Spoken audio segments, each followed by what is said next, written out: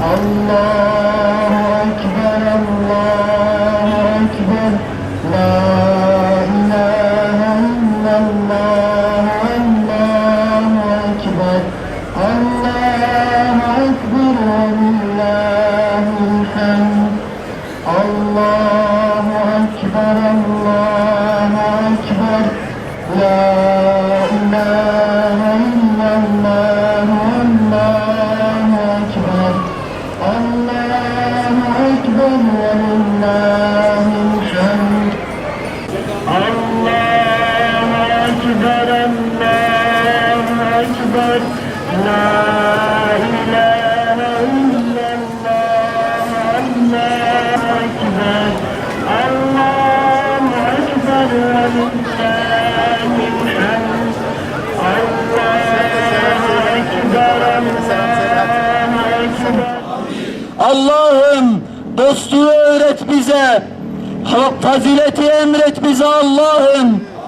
İnanmanın yüceliğini göster bize Allah'ım. İnandığımız yolda ölmenin mutluluğunu duyur bize Allah'ım.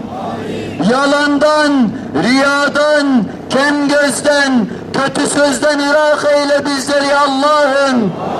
Sana kulluğumuz yetsin, nefsimizin köleliğinden vazgeçelim Allah'ım. Şehvetin kulu olmayalım Allah'ım. Utangacın, güzelliğin, iffetin değerini unutmamayı nasip eyle bizlere Allah'ım.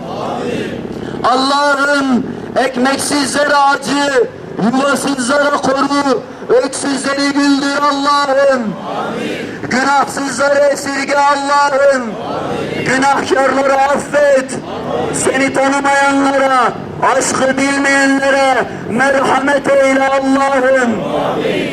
Allah'ım mübarek bayram gününün hakkı için kafir içinde kalmış Müslüman kullarının dertlerine derman ol Allah'ım.